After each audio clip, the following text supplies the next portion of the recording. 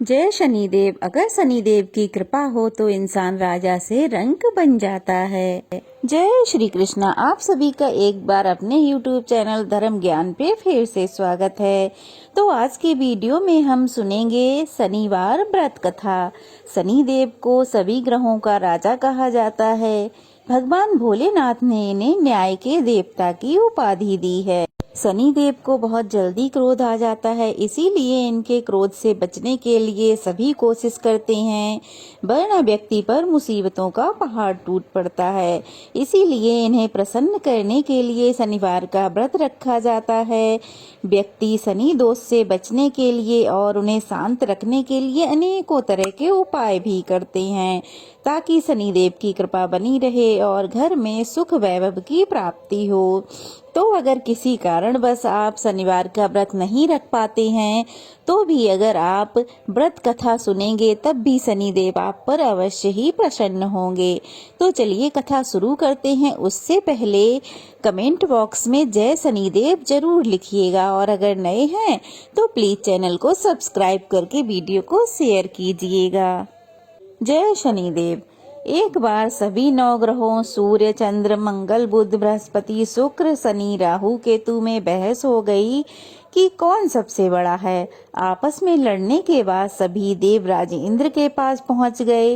इंद्र तो अब असमंजस की स्थिति में यह निर्णय नहीं दे पाए, परंतु उन्होंने सभी ग्रहों को सुझाव दिया कि पृथ्वी पर राजा विक्रमादित्य ही इसका फैसला कर सकते हैं।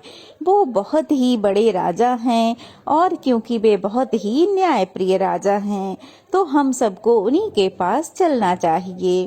अब वे सब मिलकर राजा विक्रमादित्य के यहाँ पहुँच गए और उन्हें अपने आने का कारण बताया। उनकी समस्या को सुनकर राजा बहुत परेशान हो गए। उनका चिंतित होना तो लाजमी था, क्योंकि जिसको भी किसी से छोटा बताया जाएगा वही गुस्सा हो जाएगा। राजा के काफी सोच विचार करने के बाद उन्हें एक उपाय सूझा।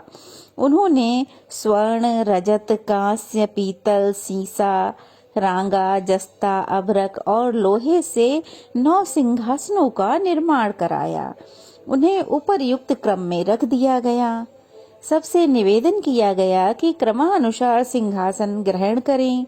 शर्त रखी गई कि जो सबसे अंतिम सिंहासन ग्रहण करेगा वही सबसे छोटा माना जाएगा, जिसकी वजह से शनिदेव सबसे बाद में आसन प्राप्त कर सके और सबसे छोटे कहलाए। क्रोध के आवेश में आकर शनिदेव ने सोचा कि राजा ने यह जानबूझकर किया है, तो शनिदेव राजा पर कुपित हो गए और कुपित होकर राजा से कहा कि राजा, तू मुझे नहीं जानता। सूर्य 1 राशि में 1 महीना, चंद्रमा 2 महीना 2 दिन, मंगल 1.5 महीना, बृहस्पति 13 महीने, बुध और शुक्र 1-1 महीने विचरण करते हैं, लेकिन मैं 2.5 से 7.5 साल तक रहता हूँ। मैंने बड़े बड़ों का विनाश किया है।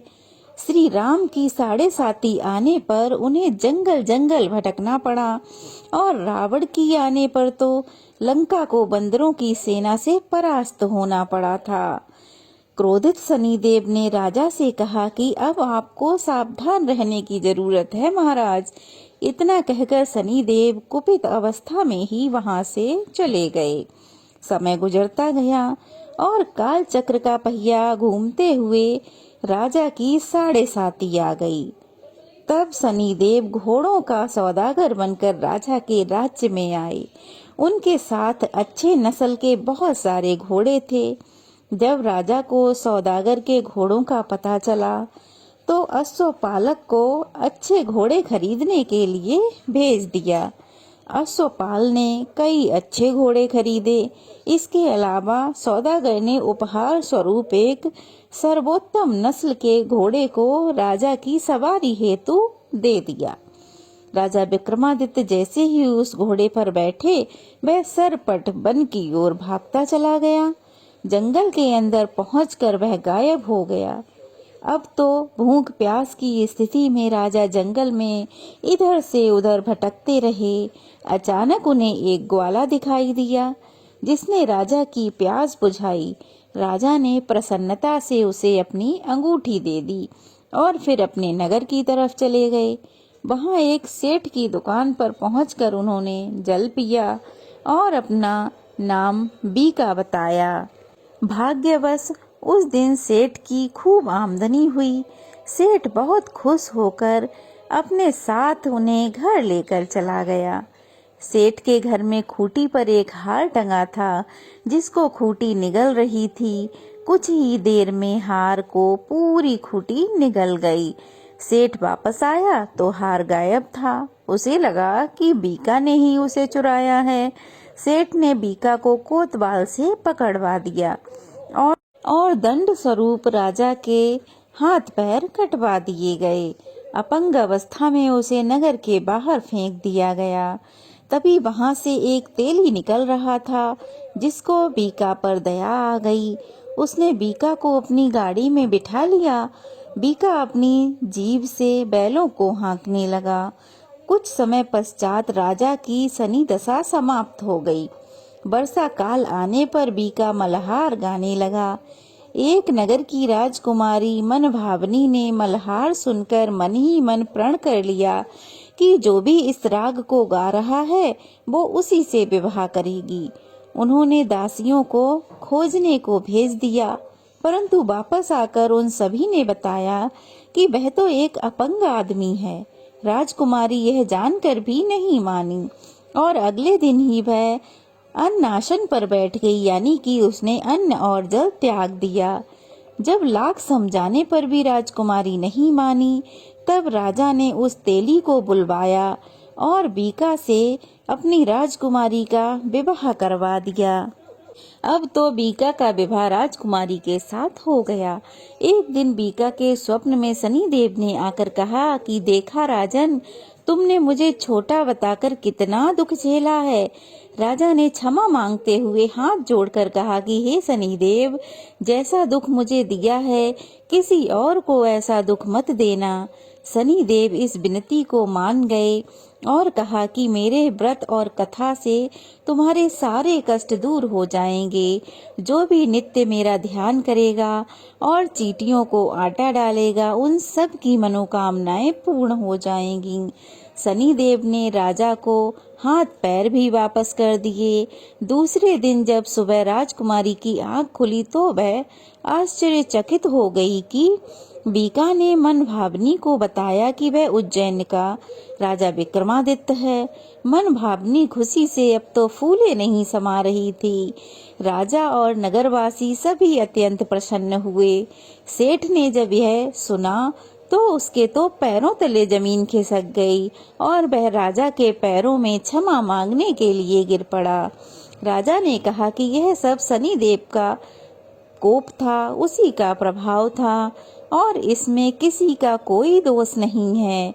सेठ ने निवेदन करते हुए कहा कि महाराज, मुझे शांति तभी मिलेगी जब आप मेरे घर चलकर भोजन करेंगे। अब तो सेठ जी ने राजा के लिए बहुत सारे सुंदर सुंदर व्यंजन बनवाए और राजा का खूब सत्कार किया। तब क्या देखा कि अब क्या था, राजा ने जैसे जैसे भोजन किया तैसे तैसे उस खूंटी ने पूरा का पूरा हार बाहर उगल दिया। सेठ ने यह देखा तो उसे बड़ा आश्चर्य हुआ और उसने एक बार फिर से राजा से क्षमा याचना की। अब जैसे जैसे राजा भोजन ग्रहण करता जा रहा, खूंटी हार उगलती जा रही। इस तरह खूंटी ने पूरा का पूरा हार उगल दिया। अब तो सेठ ने राजा से फिर क्षमा मांगी, उन्हें धन्यवाद दिया और अपनी कन्या श्री कंवरी से पाणी ग्रहण करने का निवेदन किया, यानी कि विवाह करने का निवेदन किया। तब राजा ने स्वीकार किया उनकी कन्या को और उनके साथ विवाह कर लिया। अब राजा अपनी दोनों रानियों को लेकर मनभावनी और श्री कंवरी को लेकर उज्जैन अपनी नगरी में लौट आए। सारे नगर में दीप माला और खुशी मनाई गई। नगरवासी बड़े प्रसन्न हुए। उन्होंने राजा का खूब सत्कार किया। अब राजा ने अपने नगर में यह घोषणा करवा दी कि जो भी सब मेरी सभा में एकत्रित हों। जब सभी सभा में एकत्रित हुए तब राजा ने सबको बताया कि मैंने शनिदेव को छोटा बताया था, लेकिन ऐसा नहीं है। असल में वह सर्वोपरि हैं, मतलब कि सबसे बड़े हैं। तब से उस राजा के राज्य में शनिदेव की पूजा और कथा नियमित रूप से होने लगी। सारी प्रजा के बीच खुशी और आनंद का वातावरण बन गया। शनिदेव की व्रत कथा जो भी सुनता या पढ़ता है उसके सारे दुख दूर हो जाते हैं। राजा के राज्य में फिर से खुशहाली छा गई। तो ये थी शनिदेव की व्रत कथा। हर शनिवार को अगर आप व्रत नहीं रख सकते तो शनिदेव की व्रत कथा हमें अवश्य ही पढ़नी अथवा सुननी चाहिए, जिससे शनिदेव की कृपा सदा हम लोगों के ऊपर बनी रहती है। और अगर हो सके तो हर शनिवार को तेल लगाकर एक रोटी काले कुत्ते को जरूर खिलानी चाहिए। इससे भी शनिदेव प्रसन्न होते हैं और हमारे ऊपर अपनी कृपा बनाए रखते हैं। ये कथा अगर अच्छी लगी हो तो वीडियो को लाइक करके शेयर करें। जय शनिदेव कमेंट बॉक्स में लिखें और चैनल को सब्सक्राइब करें, वीडियो को शेयर करें। जय शनिदेव।